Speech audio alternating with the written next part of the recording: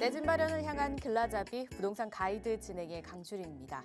5월 9일이죠. 다주택자 양도세 중과 유예가 끝날 거라고 다시 한번 못을 박았습니다. 다만 정부는요, 잔금을 이제 최대 6개월로 숨고를 시간을 좀 줬는데요. 팔아야 할지 더 버텨야 할지 부동산 시장은 다시 한번 또 갈림길에 들어섰습니다. 그 갈림길에서 혼자 방황하시는 분들 고민하지 마시고 오늘도 저희와 함께 하시면서 다양한 이야기 그리고 정보도 얻어가시고요. 전략도 한번 세워보시기 바랄게요. 방송 보시다가 부동산 관련해서 궁금하시거나 나에게 맞는 전략 필요하시다면 저희 전화 문자 활짝 열어놓고 여러분들 기다리고 있습니다. 02-2638-3962번, 서울 전화 02-2638-3962번으로 전화 주시거나 또는 문자죠. 샵 3989번으로 궁금하신 내용 적어서 지금 바로 보내주시기 바랄게요. 자, 그럼 부동산 가이드 오늘도 힘차게 출발하시죠.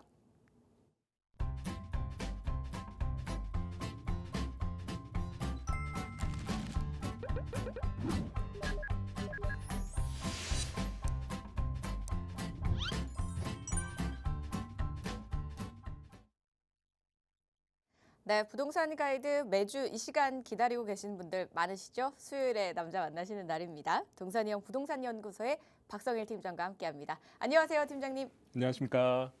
시청자 여러분 반갑습니다. 동산이형 박성일 팀장입니다. 오늘이 입춘이라고 합니다. 봄의 시작을 알리는 절기라고 하죠.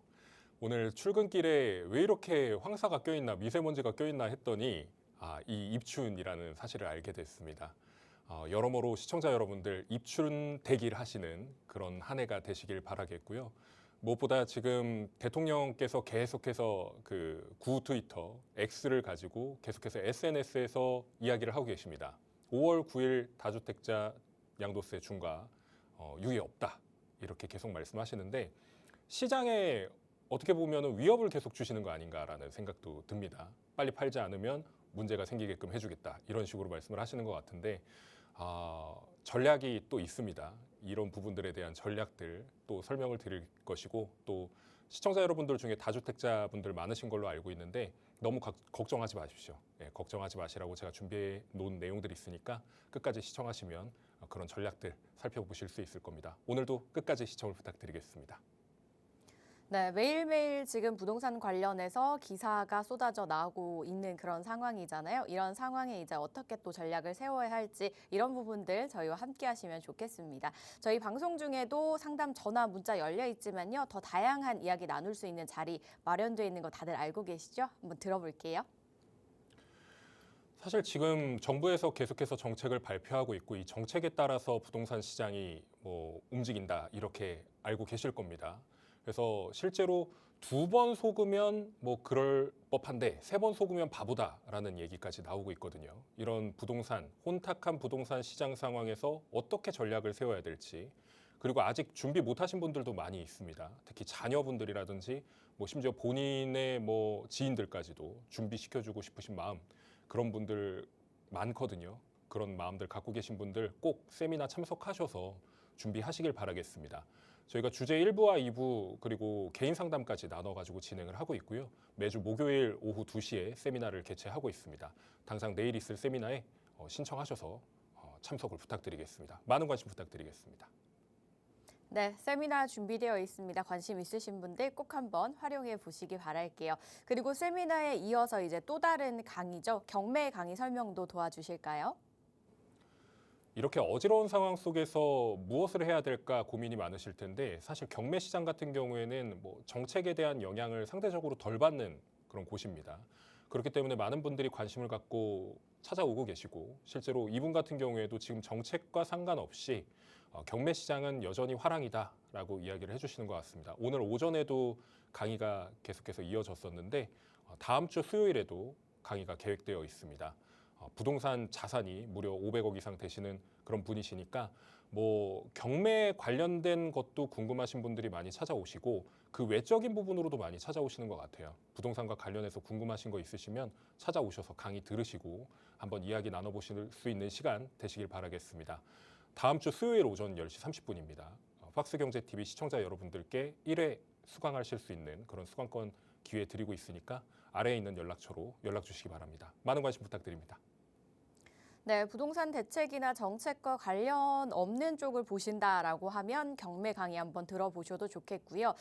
그와 상관없이 나는 내 집 마련이 더 목표다 하시는 분들은 세미나 한번 활용해 보시면 좋겠다라는 생각 들었습니다. 각각 날짜와 시간 다르니까요. 이 부분 꼼꼼하게 체크를 해보시고요. 문의사항은요. 022638-3962번과 샵 3989번으로 많이 연락 주시기 바랄게요. 저희는 이제 본격적으로 강의 한번 펼쳐보겠습니다.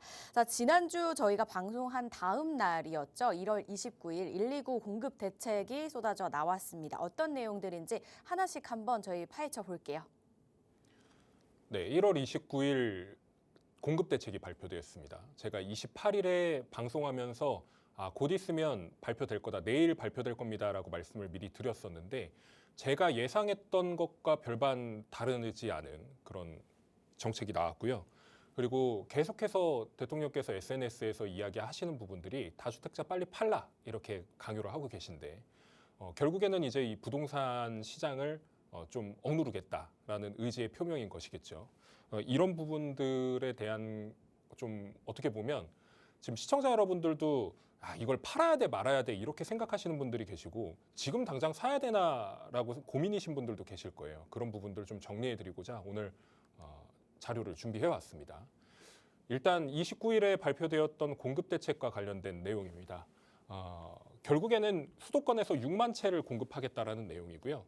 이 6만 채 중에서 서울이 3만 2천 호 정도 공급이 될 것이다 라고 말씀을 해주셨는데 실질적으로는 공급이 아니라 착공 목표입니다.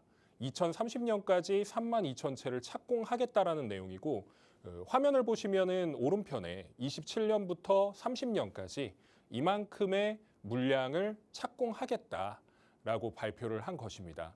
그런데 벌써부터 잡음이 일죠. 지방정부하고 협의가 되지 않은 상황에서 정부에서 단독으로 공급 대책을 발표한 나머지 뭐 태릉 CC라든지 과천 경마장이라든지 뭐 용산 국제업무지구라든지 이런 지역들에서 공급을 하니 많이 그리고 또 어떻게 공급을 할 것인지 이런 것들이 명확하게 결정되지 않은 상황에서 너무 조급하게 발표한 것 아니냐라는 시각도 있습니다. 실제로 제가 오늘 아침에 또 확인을 해본 결과로는 이번에 1월 29일 대책을 발표한 이래 따로 이제 그 공급 대책을 발표하지 않을 것 같았는데 2월 말경이나 3월쯤에 다시 한번 공급 대책을 세부적으로 발표하겠다라는 내용이 나왔습니다. 그렇게 된다 그러면 이 공급 대책을 보완하겠다라는 목적도 있겠지만 실질적으로 이게 완벽하게 정리가 된 것이 아니기 때문에 보완하겠다라는 의미가 되기도 합니다. 결국엔 공급이 명확하게 정리가 되지 않았고 공급 문제가 해결되지 않을 것이라는 것을 반증한 것이겠죠. 그런 것들을 생각해 봤을 때 우리가 서울 수도권 쪽에는 공급이 계속해서 지연되겠구나라고 생각하시는 게 옳은 선택이다, 옳은 생각이다 이렇게 말씀을 드릴 수가 있겠습니다. 그리고 어제까지의 대통령 발언들을 종합해 보면 결국에는 5월 9일에 양도세 중과 유예가 종료가 되죠. 5월 9일 이후에는 다주택자 양도세 중과는 할 것이다라고 정리를 한 겁니다. 그리고 망국적 부동산 투기라는 발언을 하셨는데, 그러니까 뭐 국가를 망친다라는 얘기죠. 이번에 부동산 투기와 관련된 건 꼭 잡을 거라고 단언했습니다. 사실 부동산 투기와 투자를 어떻게 구분할 것이냐도 논쟁인데 이 투기의 관점을 어디까지를 볼 것이냐도 핵심이거든요. 근데 결국에는 지금 다주택자가 일단 투기의 온상이다라고 표현을 한 것이고 이 다주택자들을 이번에는 꼭 잡겠다라는 것으로 해석해 볼 수 있습니다. 그런데 핵심은 다주택자라고 하는 사람들이 과연 이 망국의 온상인가 이런 것들을 생각해 볼 필요가 있는데 다주택자라고 하는 사람들이 이 주택을 사는 것에 있어서 투기를 하기 위해서 다주택을 한 걸 수도 있겠으나 결국엔 국가에서 예전에 집을 사가지고 뭐 임대도 내주고 그렇게 해줬으면 좋겠다라는 것들이 있었기 때문에 사신 분들도 분명히 계실 거거든요. 근데 이게 또 손바닥 뒤집듯이 뒤집혀졌으니까 어떻게 보면 국가에 실망을 하는 그런 분들도 굉장히 늘어났다 이렇게 볼 수 있겠습니다.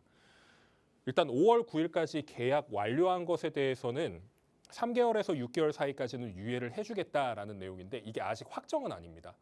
대통령의 말로써 나온 것이기 때문에 아직 명확하게 3개월, 6개월 이렇게 정해진 건 아니지만 그래도 기존의 조정 대상 지역이었던 강남, 서초, 송파, 용산, 그러니까 용산과 강남 3구를 얘기를 합니다.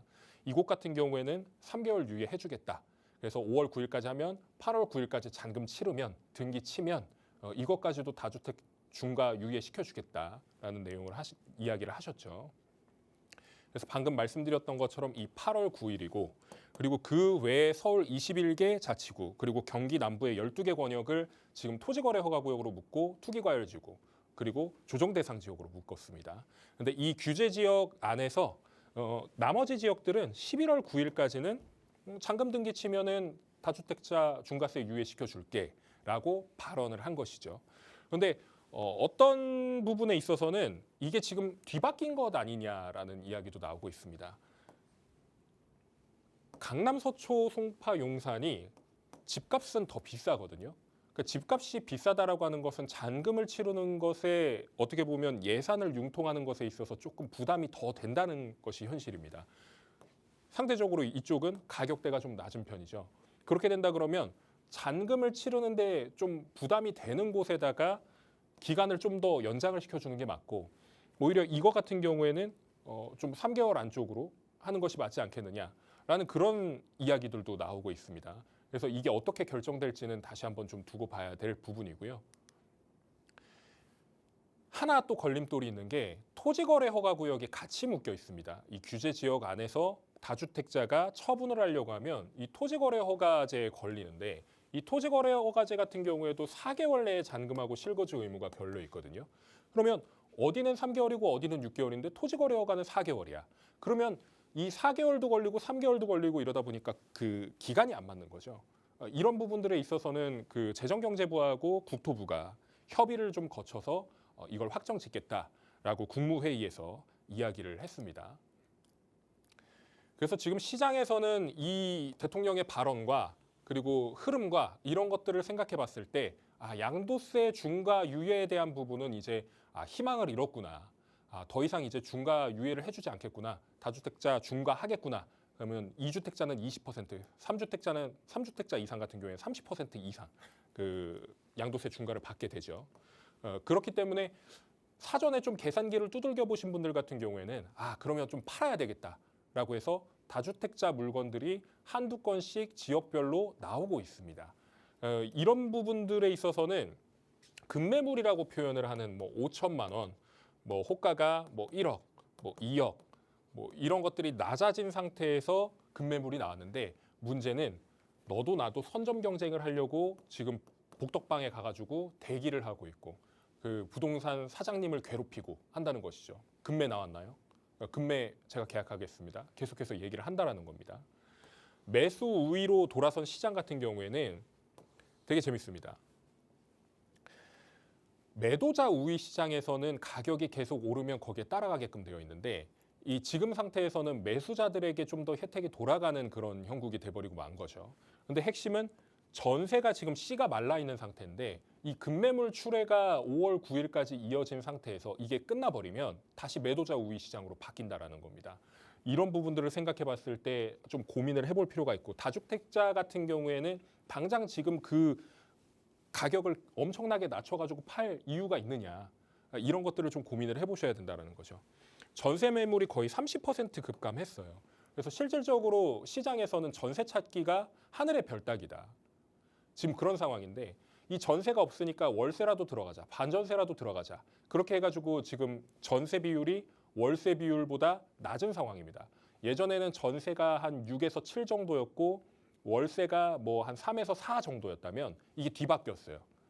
6대 4 비율이 전세 월세가 바뀌어서 지금은 월세가 6, 전세가 4 이렇게 바뀐 시장입니다. 앞으로 계속해서 월세 제도로 바뀔 거예요. 우리나라에서도 전세 찾기가 좀 쉽지 않은 그런 시장 상황이 될 것이다. 이렇게 보고 있는데 좀 더 심각한 내용은 전월세 가격이 계속 올라가고 있습니다. 예전에 뭐 한 60만 원, 70만 원에 월세를 살 수 있었던 그런 상황이었다면 지금은 거의 한 90만 원, 100만 원, 110만 원 이렇게까지 내야 월세를 살 수 있는 그런 상황이 생긴다라는 것이고요.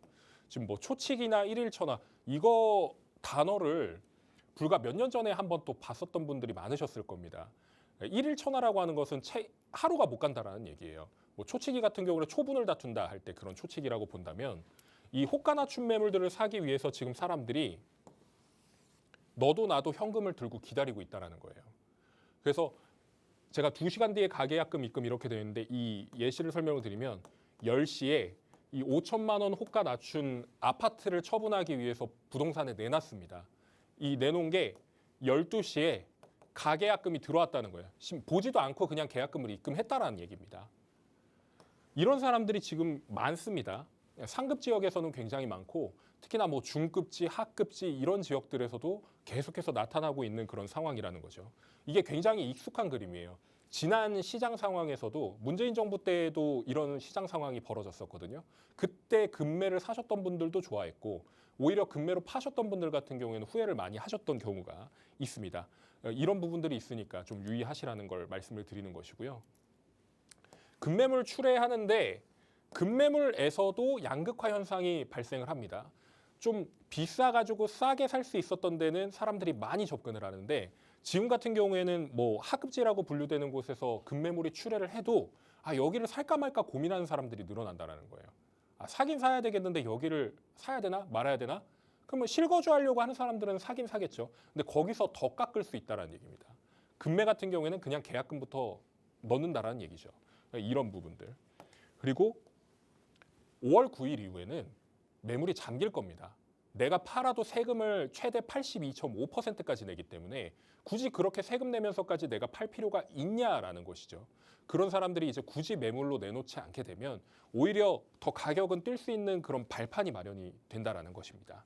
그래서 지금 상황이 매매가, 전세가, 월세가 상승하게 되는 트리거가 된다라는 것입니다. 이런 부분들을 생각한다면 대통령이 지금 생각하는 것이 이런 것까지도 고려한 것인가를 좀 생각해 볼 필요가 있습니다.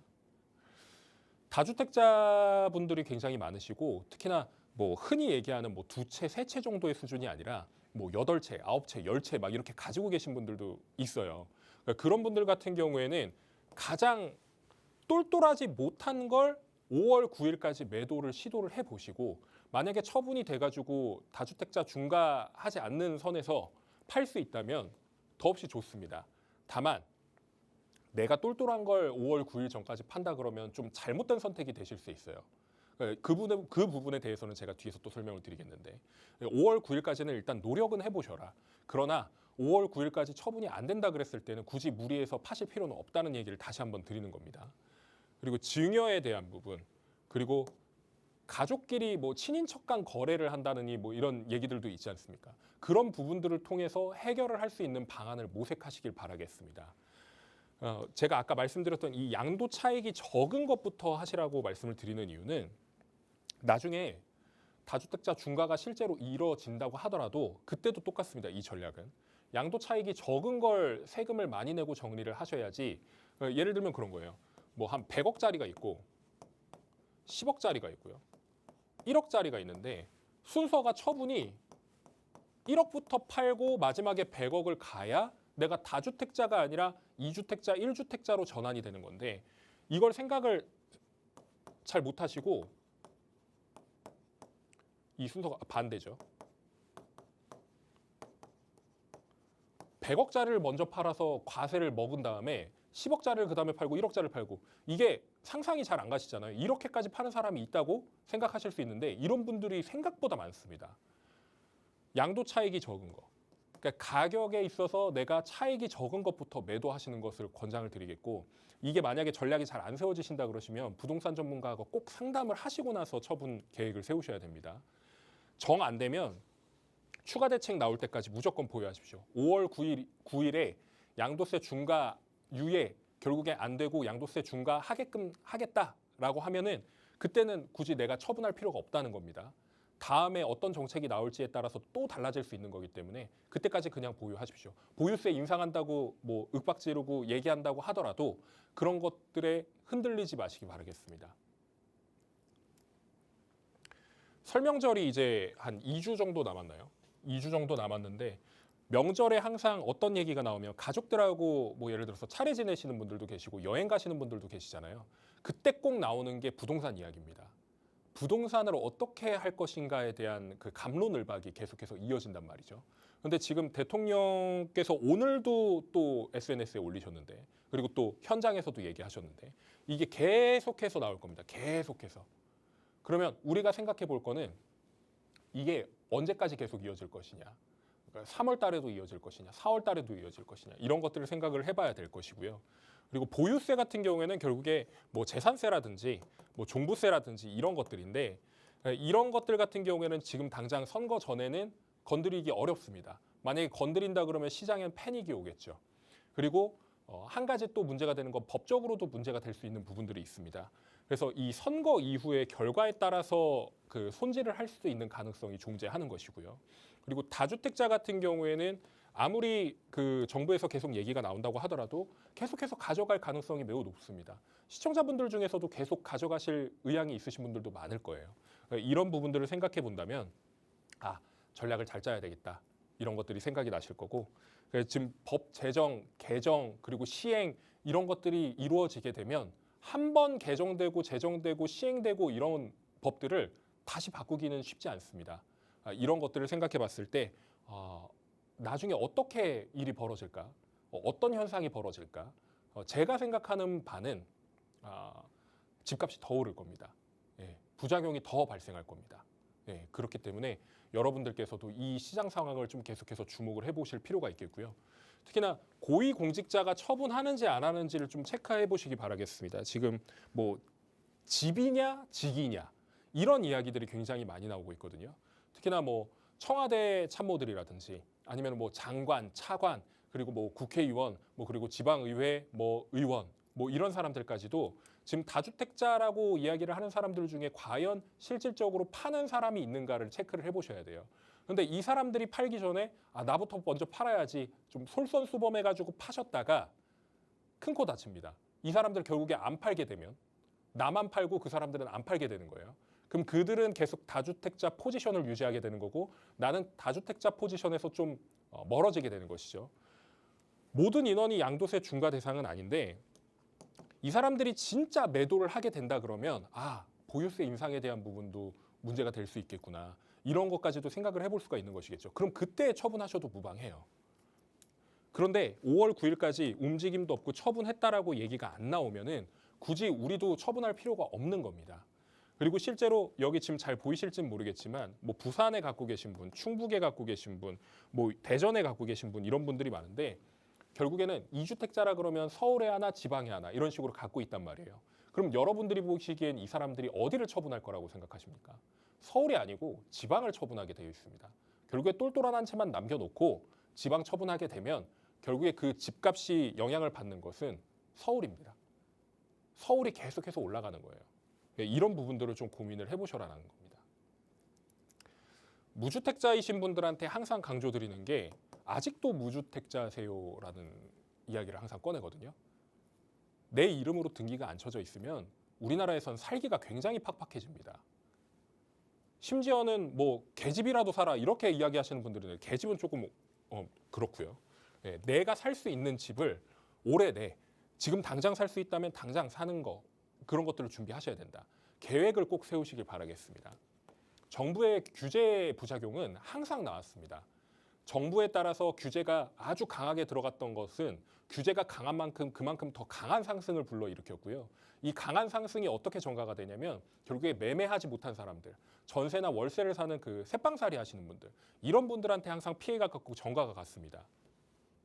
집값 상승하게 되어 있습니다. 제가 여기서 이제 부동산 일을 하기 때문에 집값이 올라갑니다 이렇게 얘기를 하는 게 아니라 이건 데이터로 나와 있는 거예요. 우리나라 부동산이 한 번 쇼크를 받았지만 계속해서 우상향하는 구조로 이어졌던 이유도 이런 부분들입니다. 그리고 공급이 부족하다고 얘기를 하는데 사실 공급만이 문제는 아닙니다. 그런데 문제는 앞으로의 공급량이 명확하지 않다는 게 문제예요. 이런 부분들을 생각해 봤을 때 부작용 무조건 나온다. 이렇게 보시는 게 당연한 겁니다.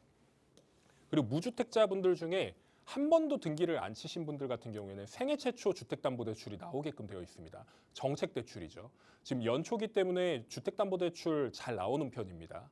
그리고 이게 연말로 돼가면은 이제 그 비율이 소진이 되기 때문에 나중에는 주택 담보대출 받으려고 하면 대출 안 된다 그래가지고 전전긍긍하시는 분들 많아요. 지금 2월 달부터 뭐 많게는 뭐 4월 달, 5월 달까지가 적기가 됩니다.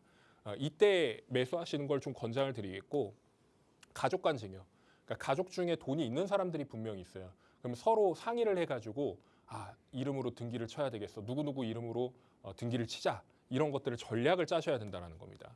그런데 지방에 어디 뭐 지금 살고 계신 분들, 예를 들어서 전라도라든지 경상도라든지 뭐 제주도라든지 이렇게 살고 계신 분들 중에 그 지역을 사시라는 게 아니에요. 물론 실거주를 하기 위해서 사는 거면 어쩔 수가 없습니다. 당연히 그쪽 사시는 게 맞죠. 그런데 우리가 부동산 투자를 위해서 이 방송을 보시는 분들이라면, 그리고 부동산에 관심을 갖고 이렇게 해야 돈을 버는구나라고 생각을 하시는 분들이라면 되도록이면 인서울로 오셔야 됩니다. 실거주와 투자를 명확하게 분리를 하셔야 되는 거죠. 내가 제주도에 산다. 그럼 제주도에 전세든 월세든 살면서 투자는 서울에 해야 된다는 거예요. 그게 만약에 안 된다 그러면 역세권 가까운 곳이라도, 아니면은 서울로부터 조금 거리가 있긴 하지만 서울로 금방 도달할 수 있는 거리에 그 경기도권 아파트, 이런 것들을 구매를 하시는 것이 옳은 방법이다. 이렇게 말씀을 드리겠습니다. 투자자분들을 상대로 하는 겁니다.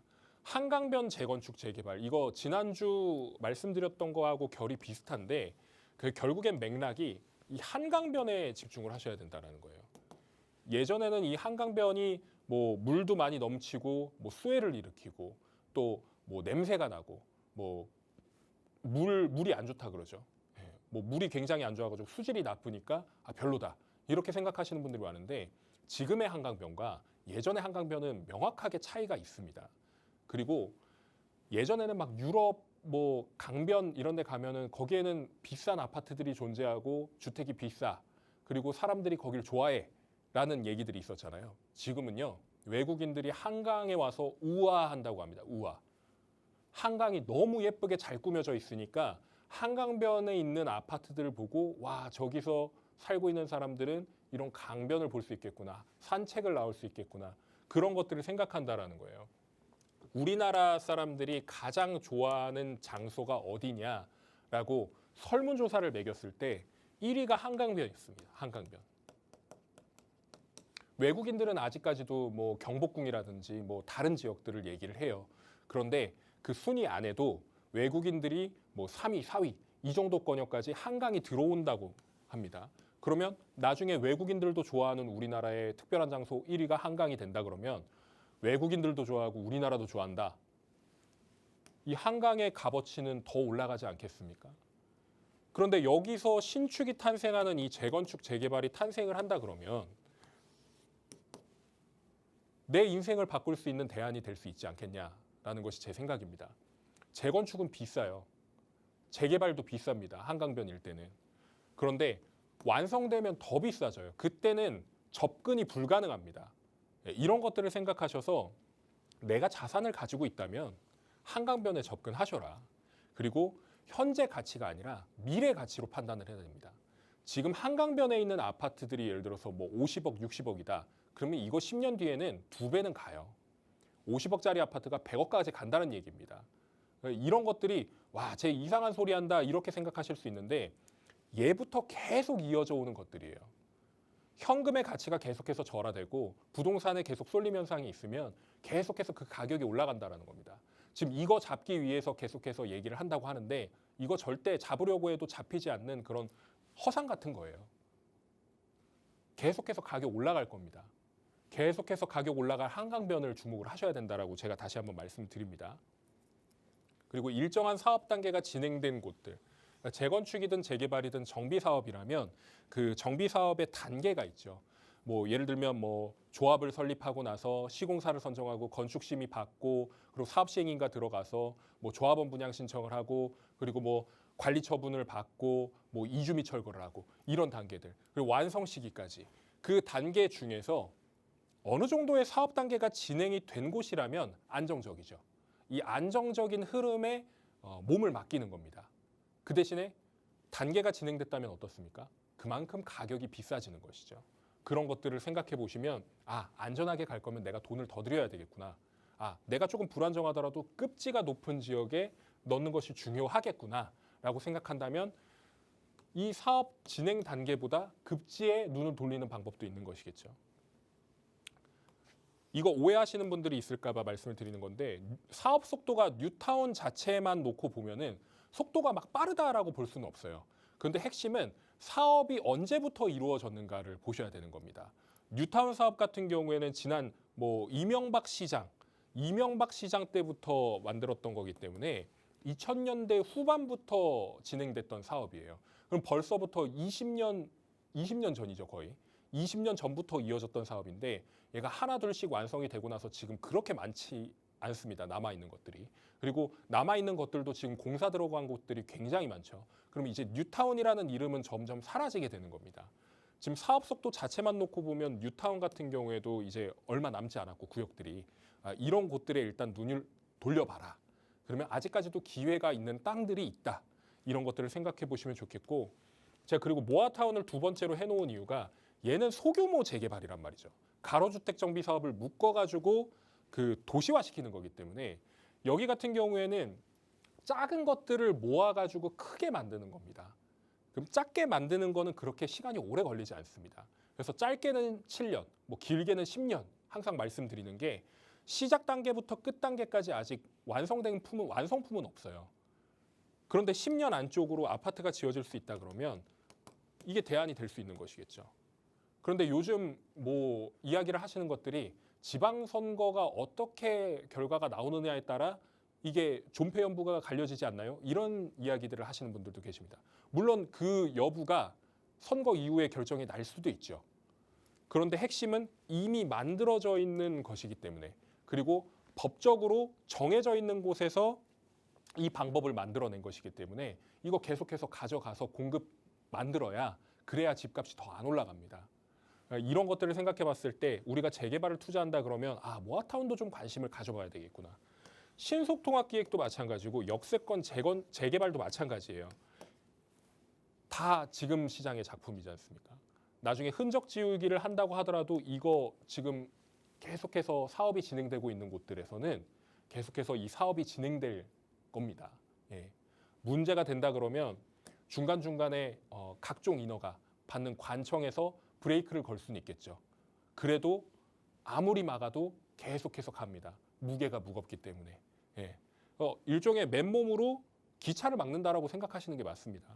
예. 이런 현장들은 기차라고 봐야 되는 것이겠죠. 멈추지 않는 기차요.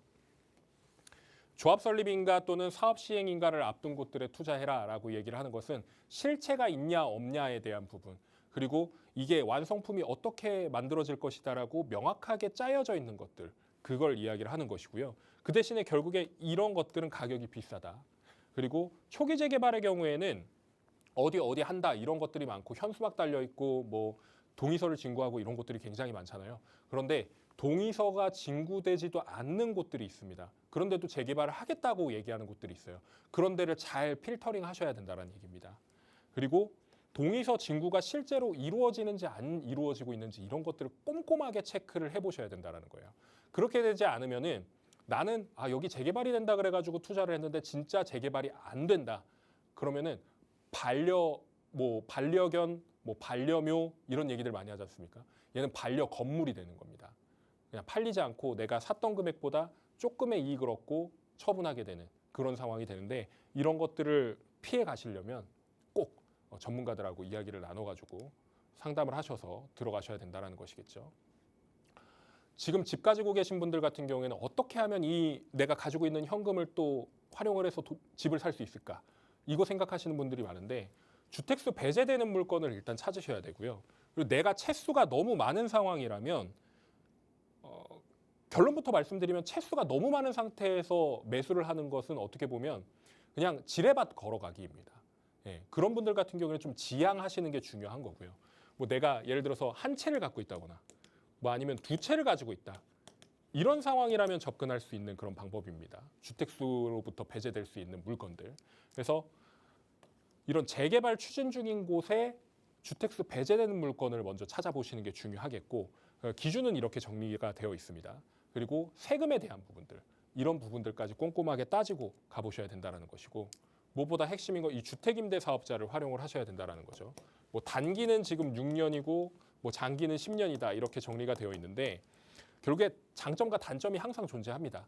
짧으면 뭐가 좋고 뭐 그 대신에 단점은 뭐가 있고 길면 뭐가 좋고 그 대신에 단점은 뭐가 있고 이런 것들이 있고 그리고 주택임대사업자를 내면 팔지 못한다라고 생각하시는 분들이 있는데 요즘 같은 경우는 팔 수 있습니다. 단 재개발 이슈가 있는 곳들은 그런 것들은 파실 수가 있으니까 이런 것들을 꼭 체크를 하셔서 들어가시면 좋겠습니다. 이 주택임대사업자 아파트가 가능하다고 알고 계신 분들도 계신데 아파트는 이제 더 이상 불가능하죠. 뭐 빌라라고 얘기를 하는 뭐 다세대 주택이라든지 뭐 도시형 생활주택이라든지 이런 데 가능하고 뭐 물론 오피스텔도 가능하죠. 이런 것들이 기준 시가와 면적에 부합하는 경우에는 뭐 세제 혜택도 받으실 수 있고 뭐 주택수 배제는 당연히 받으실 수 있는 그런 상황이 됩니다. 가장 문제가 되는 게 뭐냐? 돈이 없는데 투자를 어떻게 하냐? 내가 여기 들어가고 싶은데 여기 못 들어간다. 이렇게 하셔서 그냥 아예 포기를 하시는 분들도 많은 것 같아요. 사실 포기를 하시면 안 됩니다. 가장 합리적인 지역을 찾아서 들어가시는 게 맞는 거죠. 내가 예를 들어서 마포나 성동에 들어가고 싶었는데 못 들어간다. 그러면 내가 그냥 돈 들고 있어도 나중에도 못 들어가요. 그러면 마포하고 성동에서 가장 가깝거나 아니면 그것에 준하는 곳에서 내 예산으로 들어갈 수 있는 곳이 있는가를 찾아봐야 됩니다. 투자하지 말아야겠다? 최악의 결과로 나오는 겁니다. 그리고 방금 말씀드렸죠. 기다리면 언젠가 가격이 떨어질 거야. 절대 그 가격 안 옵니다. 지금 시장은요, 굉장히 투명하게 정리가 되어 있어요. 내가 투자금이 예를 들어서 3억인데 얘가 4억이어서 내가 못 사는 거잖아요. 그러면 나중에 투자 금액이 다시 3억으로 돌아오질 않습니다. 5억, 6억 가는 게 더 빠르죠. 이런 것들을 생각한다 그러면 내가 투자를 빨리 해야 되겠구나 생각하셨다면 바로 불이 나게 달려가셔서 투자하셔야 된다.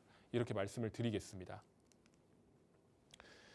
현재 입지 같은 경우에는 제가 항상 말씀드리지만 뭐 용산과 강남 3구 그리고 뭐 마용성, 뭐 강동, 영등포, 뭐 동작 이런 데들을 말씀드리지만 결국에는 제가 빨간색으로 칠해놓은 저 구간에서 재개발이 굉장히 많이 이루어지고 있거든요.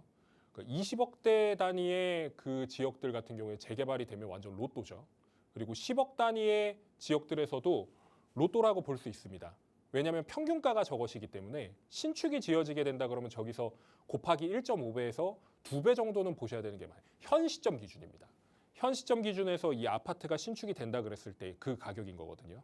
그러면 투자금이 비슷하다면 내가 지금 빨간 테두리 안에 있는 곳에 들어가야 되겠네라는 것을 일단 디폴트로 정해 놓으시고 그리고 내가 예산이 모자라다 그러면은 이쪽 지역으로 오셔야죠. 이쪽 지역으로 오셔야 되는데 여기서 나중에 점프를 해가지고 이쪽 지역의 구축으로 들어갈 수 있는 그런 발판을 마련을 하셔야 되는 겁니다. 그런데 여기에 못 들어가셔서 실망하셔가지고 여기라도 못 들어가신 그런 상황이 생긴다 그러면 나중에는 여기도 못 들어가는 상황이 생길 수 있다는 거예요. 그런 부분들을 꼼꼼히 따져보시는 게 중요하다 말씀드릴 수 있겠습니다. 결론을 말씀드리면 다주택자 죽이기 실패가 가능성이 굉장히 높다라는 거고요. 그리고 이 조세전가라는 것을 좀 주목을 해보셔야 됩니다. 나중에 보유세라든지 아니면은 뭐 재산세, 종부세 그리고 또 뭐 다주택자 중과하는 거, 양도세 중과하는 거 이런 것들까지 다 이 매매가, 전세가, 월세가에 영향을 주게끔 되어 있어요. 눈으로는 안 보이죠. 근데 실질적으로 내가 전세나 월세를 사는 사람들이 나중에 계약갱신을 할 때 이게 표면으로 와닿습니다. 이런 부분들. 매물 잠김으로 인한 신고가는 계속해서 이어질 겁니다. 뭐 강남 3구, 뭐 용산 이런 데에서 계속해서 신고가가 찍혔습니다라는 소식을 들으실 수 있을 거예요. 누가 사냐라고 하시는데 사는 사람들이 계속 있습니다. 돈 많은 사람들이 얼마나 많은데요. 부익부 빈익빈 현상 계속해서 가중될 거고 상대적으로 주택이 저렴한 곳들, 이 곳들은 거의 10억 이하, 뭐 6억 이하 이런 지역들, 서울 안에서도 이런 것들 많거든요. 이런 것들에서 패닉 바잉이라고 하는 그 혼란스러운 상황에서 너도 나도 사야 되겠다라는 그런 포모를 가지고 들어가는 사람들이 분명히 생길 거라는 점입니다.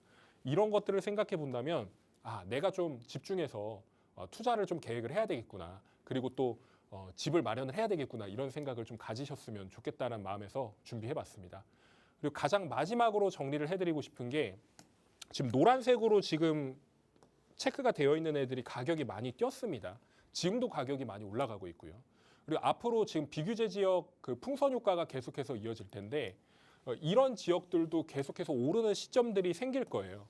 지금 갖고 계신 분들도 많으실 텐데 여기도 오르게 된다 그러면 전국적으로 불장이 시작되는 그 흐름이 이어지게 된다는 겁니다. 지금 대출이 막혀 있어서 못 하잖아요 라고 말씀하시는 분들이 계실 텐데 그 대출 못 받는 사람들 빼고 나머지 사람들이 다 가져가는 구조가 되는 거예요. 지금 그런 상황이 벌어지고 있다는 겁니다.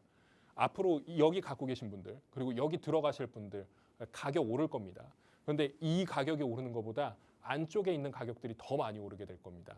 그렇게 된다 그러면 서울에 진입하고 싶은 사람들은 내가 아파트만 고집하는 것이 아니라 재개발로 아파트가 탄생할 곳들을 좀 눈여겨보시는 게 중요하겠고 여기에 무조건 아파트로 들어가야 되겠다라고 하시는 분들 지금 들어가시는 것도 나쁘지 않은 선택이 될 수 있다. 이렇게 말씀을 드리겠습니다. 서울하고 무조건 가깝고 교통이 뚫리는 곳들이라면 가격이 오르게끔 되어 있어요. 그런 부분들을 좀 고민을 하셔서 부동산을 접근하신다 그러면 뭐 다주택자, 뭐 양도세 중과 유예가 안 되고 뭐 시장의 뭐 흐름이 망가져가지고 집값이 폭등하고 이런 것과 상관없이 내가 살 수 있는 똘똘한 한 채, 내가 투자할 수 있는 똘똘한 한 채 그런 것들 정리하셔서 들어가실 수 있을 거라 생각합니다. 오늘 강의는 여기서 마치고요. 관련해서 궁금하신 분들이 있다 그러면 꼭 세미나 참석하셔서 질문해 주시기 바라겠습니다. 네, 양도세 중과 유예가 이제 끝나기 전에 어떻게 움직여야 될지 그리고 그 유예가 또 끝나고 나면 시장은 어떻게 될지 지금 많은 시선이 쏠려 있는 상황입니다. 그에 대한 부분들 한번 짚어봤고요. 그리고 우리나라 주택 시장에서 또 가장 큰 장점이라고 할 수 있는 전세 제도, 전세 물량이 지금 점점 사라지고 있다라는 부분은 참 슬프게 들리기도 했네요. 그럼에도 불구하고 우리는 또 우리가 살 집, 내 집 마련은 해야 되잖아요. 그래서 지금 이런 상황에서 최대한 현명하게 내 집 마련을 할 수 있는 방법들 궁금하시다면 조금 전에 강의 참고해 보셔도 좋겠고요. 그리고 저희 세미나 자리 준비되어 있습니다. 오프라인 자리 한번 활용해 보시기 바랄게요. 지금 화면을 통해서 주제와 날짜, 시간, 장소 나가고 있는데요. 날짜와 시간, 장소를 꼭 메모해 두시기 바라겠습니다. 세미나 외에도 이제 대책과 상관이 없는 경매 쪽도 궁금하신 분들은 경매 강의도 한번 들어보시면 좋겠는데요. 장소는 똑같습니다. 역시나 날짜와 시간 메모해 두셨다가 활용해 보시기 바라고요. 문의사항은요. 02-2638-3962번과 샵 3989번으로 문의 후에 참석해 보시면 되겠습니다. 저희는 빠르게 상담으로 넘어가 볼게요. 지금 많은 분들께서 문자 보내주셨는데요. 첫 번째 문자부터 문 열어보겠습니다. 4553님께서 보내주셨는데요. 자양동에 있는 한강우성 31평 보유 중입니다. 최근에 이제 재건축을 한다는 이야기가 나와서 고민 중인데요. 매도를 하고 주식에 투자를 하는 게 맞을지 보유하면서 재건축을 기대하는 게 나을지 전문가님 의견 궁금합니다라고 보내주셨습니다. 이런 사연은 또 처음입니다. 팀장님. 아무래도 지금 주식이 워낙 핫하다 보니까 이렇게 고민하고 계신데 어떻게 하시는 게 좋을까요? 주식 시장이 화랑이기 때문에 뭐 전망이 좋다 이렇게도 말씀을 드릴 수 있겠으나 사실 저는 부동산을 하는 사람의 입장이다 보니까 주식은 유동성이 굉장히 크고 지금 뭐 코스피 5천 이상을 달성하고 계속해서 쭉쭉 올라가는 그런 그래프 현상을 볼 수 있는데 한 번쯤은 조정이 오지 않을까라는 생각도 들긴 해요. 다만 지금 시점에서 똘똘한 부동산을 처분을 하고 주식을 들어간다라는 건 저는 옳지 않다라고 먼저 결론을 지어서 말씀드릴 수 있겠고요. 이 똘똘한 한 채라고 말씀을 드린 이유가 이 한강우성이 자양동에서는 한강변 아파트로서 재건축이 이루어질 곳이기 때문에 그렇습니다. 이 한강변 재건축을 제가 아까 강의 때도 말씀을 드렸는데 한강변 재건축을 내가 지금 판다 그러면 나중에 이게 독약이 될 수 있습니다. 물론 그 돈을 가지고 주식을 통해서 돈을 더 많이 벌 수 있다 그러면 이게 확정적이라면 그러면 당연히 주식으로 가시는 게 맞죠. 근데 불확실성이 항상 존재를 하잖아요. 근데 여기 한강변 재건축 같은 경우에는 불확실성이 있다고 한다면 재건축이 조금 지연되는 경우가 불확실성인 거지 결국에는 결과가 재건축이 된다로 귀결된다라는 것입니다. 그런 부분들을 생각해 본다면 팔지 않으셔야 되는 게 맞는 거고요. 매도를 하지 말라고 말씀을 드리는 겁니다. 그리고 두 번째로는 여기 이슈가 있습니다. 이슈가 뭐냐면 제가 일단 보여드릴게요. 이쪽이 성수하고 압구정하고 그 옆에 있는 지역이죠. 잘 모르시는 분들이 계실까 봐. 이쪽이 성수고 여기가 압구정이고 청담 건너편이 이쪽인데 이쪽입니다. 이쪽. 여기서 지금 재건축을 하는데 얘 하나만 하면은 거의 한 3,400세대 정도 규모의 소규모 아파트 재건축이 돼버려요. 그러면 제가 처분을 하셔야 되지 않을까요? 라고 말씀드릴 수 있겠으나 여기는 이슈가 있습니다. 무슨 이슈냐? 통합 재건축 이슈가 있어요. 지금 이게 잘 보이실지는 모르겠는데 여기가 지금 갖고 계신 우성이죠. 여기가 한강 현대 아파트라고 204세대가 있고 성원 아파트가 140세대, 안암이 47세대, 극동 아파트가 158세대인데 이거 다 합치면은 1,000세대 이상급의 아파트가 나옵니다. 얘만 한다고 일단 되어 있는데 얘만 하면은 용적률이 320% 정도 될 거예요. 320% 정도인데 얘를 아무리 인센티브를 받고 뭐 역에서 가깝고 이런 것까지 한다고 하더라도 360%까지는 해볼 수 있지 않을까라는 생각을 한다 그러면 얘는 뭐 거의 1대1 재건축 수준입니다. 그러니까 수지 타산이 안 맞는 거죠. 그런데 얘네를 이제 묶었을 때는 대안이 될 수 있다라는 거예요. 그러니까 4개의 재건축 그 단지들을 만들어서 총 5개의 재건축 단지가 되는 거죠. 이걸 묶어가지고 하겠다라는 내용이 1번입니다. 그리고 재밌는 게 뭐냐면 두 번째 내용이 있습니다. 이렇게 된다 그랬을 때 지금 좀 지저분하죠. 제가 다시 정리를 해드리겠습니다.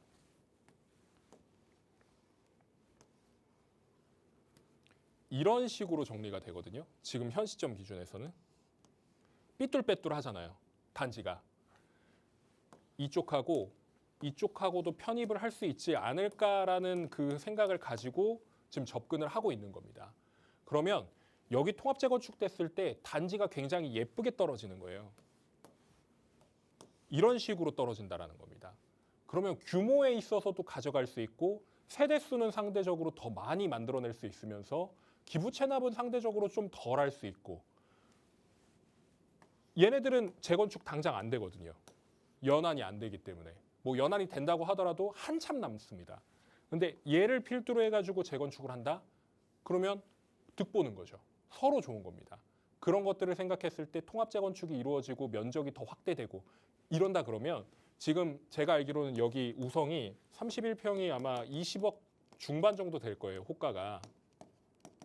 근데 얘 같은 경우에도 저층일 겁니다. 저층 물건이에요. 중층 물건, 뭐 고층 물건, 한강뷰 보이는 건 거의 봐야 되겠죠. 30억 정도 봐야 되는 겁니다. 그런데 마지막 실거래가가 20억 정도 수준인 걸로 알고 있는데 그런다 그러면 여기 통합 재건축하고 더 넓어집니다. 더 좋아집니다 하면 가격 어떻게 되겠어요? 더 뜁니다. 얘는 지금 가격이 저점이에요. 그냥 들고 가시고 나중에 더 올랐을 때 그때 한번 또 고민해 보시기 바라겠습니다. 그리고 성수동 아파트 같은 경우에도 재개발한다고 하니까 지금 벌써 30억대 중후반 이렇게까지 가격이 올라갔잖아요. 거기 계속 올라갑니다. 거기 계속 올라가면 얘네도 올라가는 거예요. 그런 것들을 생각해 보셔서 보유하시는 걸 좀 권유를 드리겠습니다. 네, 계속해서 보유 쪽으로 좀 무게를 실어 주셨으니까요. 다시 한번 또 심사숙고하셔서 결정 내려보시기 바라겠습니다. 상담 내용 참고해 보시기 바랄게요.